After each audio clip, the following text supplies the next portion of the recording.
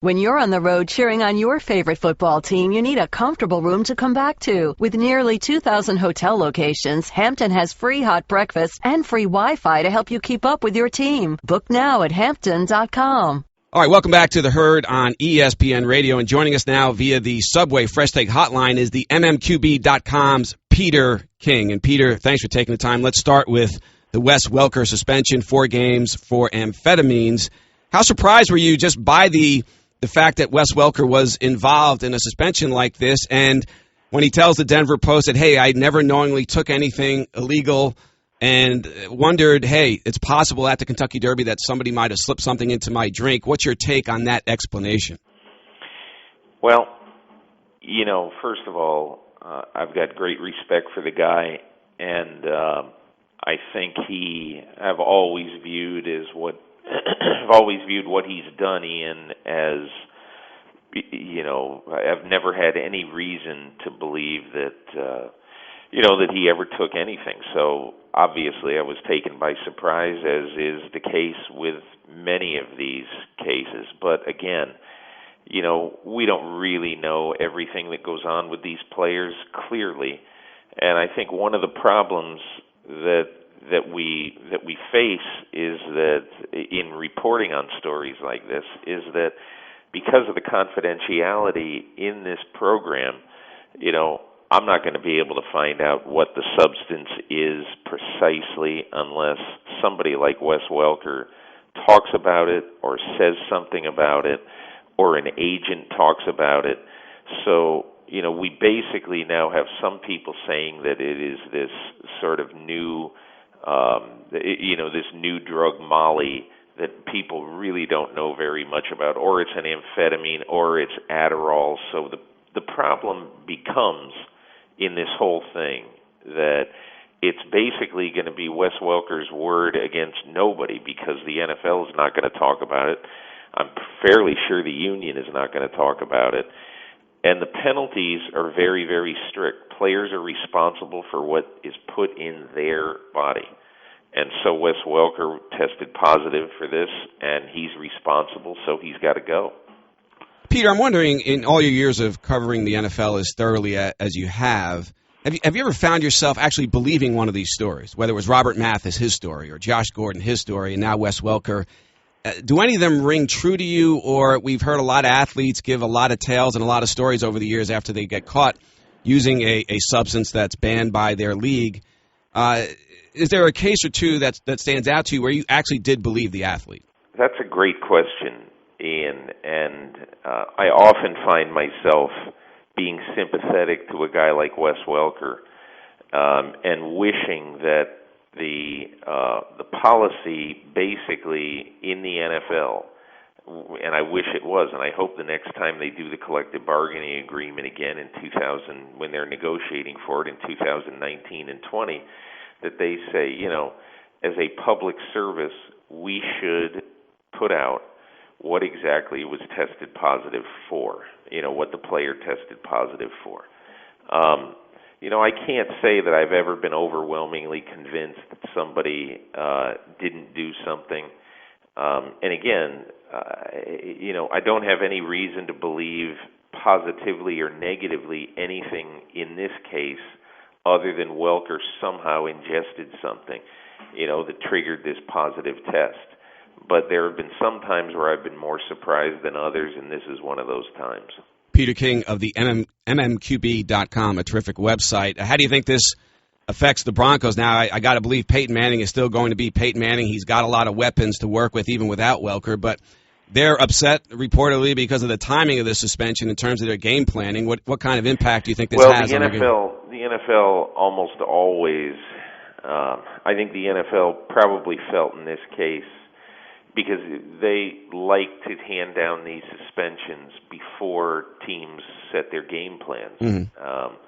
And so by handing it down late on Tuesday, it's clear that the Broncos would be upset because they've been under the assumption that Wes Welker is going to be able to come back from this concussion and play in Week 1 against the Colts.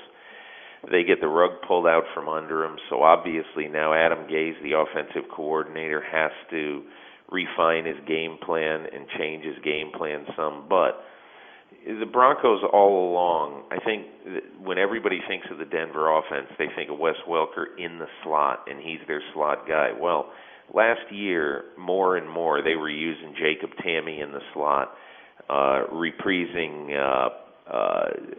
Dallas Clark's old role as a tight end in the slot when he played in Indianapolis, and Tamme obviously played in Indianapolis too. So they'll put Tamme in the slot probably more than they had planned Sunday against Indianapolis, and then they'll also use Andre Caldwell, who is really one of the best fifth receivers in football right now. Peter, what did you make of the Jim Irsay suspension? 6 games, $500,000 fine. Roger Goodell obviously wanted to come down fairly severely on a non-player, an owner in this case, in Jim Irsay. What was your opinion on the length and depth of that suspension? I thought it should have been half the season. I thought what Irsay did was tremendously egregious, even though it was technically a first. It was a first violation, but that's a little bit of a quibble. I think 6 games is significant. He can't be fined more than $500,000, and I think also, when you deal with a fine like that, does it really matter if it's $500,000 or $3 million? Or Jim Irsay is an incredibly rich man. The Colts will take in $150 million from television alone this year. So if he's fined that amount of money, that amount of money is going to be significant, but it's not going to really. No amount of fine is really going to hurt Irsay that much. What's going to hurt him, I think, is just being away from his team until the middle of October. And I agree with you. I would have gone to 8 games, and it is a bit of a quibble. But the Michael Sam, the Cowboys defense, obviously needs a lot of help. Jerry Jones loves the headlines. Do you think Michael Sam fit both criteria in this case? Well, clearly he's going to get a couple of headlines. But I think one of the things that has been vastly overstated in this is the word distraction. Michael Sam was a blip on the radar screen for the vast majority of his time in St. Louis. It wasn't a big deal, and it wasn't a distraction. It became a distraction only when, the ESPN shower story happened, and the Rams took great offense to that. But otherwise, it was a day here or there that, believe me, I've got, I know the Rams organization quite well. They were not bothered by that. They didn't get rid of Michael Sam or not have him on the practice squad because of the distraction factor. They got rid of him because they really didn't need him right now. And unless they had a spate of injuries at the defensive end position, he was number 6 in line. There just aren't that many roster spots on the team. Going to Dallas, which desperately needs, I think, some pass rush help. I don't know if or when he'll be active, but I do believe that he's going to have the ability to help them in time once he learns their system. Peter King of the MMQB.com. Finally, Peter, the domestic violence issue now again is in the news with Ray McDonald arrested, charged with domestic violence. Roger Goodell, it seemed 15 minutes after that new policy was put in place. How big of a challenge is this for Goodell, particularly when a player is not yet convicted of anything? And what do you think the 49ers, given the stance of Jim Harbaugh on domestic violence, what do you think they should do about it? Well, I think for the meantime, they've got to let him play. It's, if you're in America, you're due process. The question is, we have to see when he goes into court on September 15th, I think we have to see what exactly is going to be done about a trial date. And if it's put way into the future, I think the NFL owes it to the people who they said last week, we're taking this very seriously. This is happening immediately. We're going to investigate. They're not just going to leave it up to courts. I think they're going to look into it and look into this story and look into the claims. And then we're going to have to just wait and see what actually the facts are surrounding this. And I think this is a case that the NFL could act before the courts act. Actually, before I let you go, Peter, let me ask you one on-field football question. And you picked the Seahawks to win the NFC West, obviously defending champions, the 49ers to get a wild card. how much of a burden is this going to be for Seattle to try to get back to the Super Bowl, and do you think they can go the distance one more time?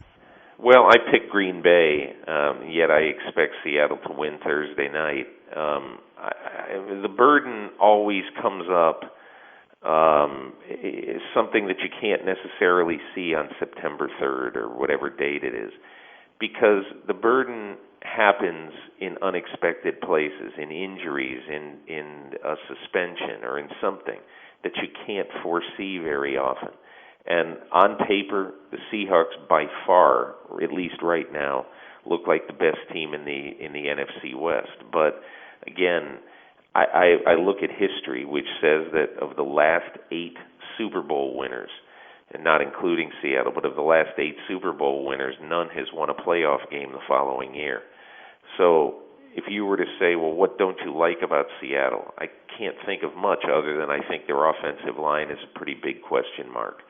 But there's not much I don't like. I just know that every year something happens to these teams that you can't foresee on Labor Day. All right, Peter King of the MMQB.com. Great insight and information as always. Thanks for the help, Peter. Take care, Ian.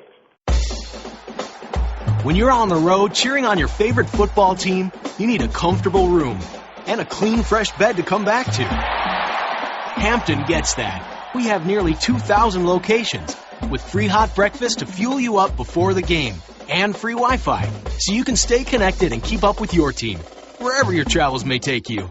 Hampton is all about the fans. Book now at Hampton.com and feel the Hamptonality.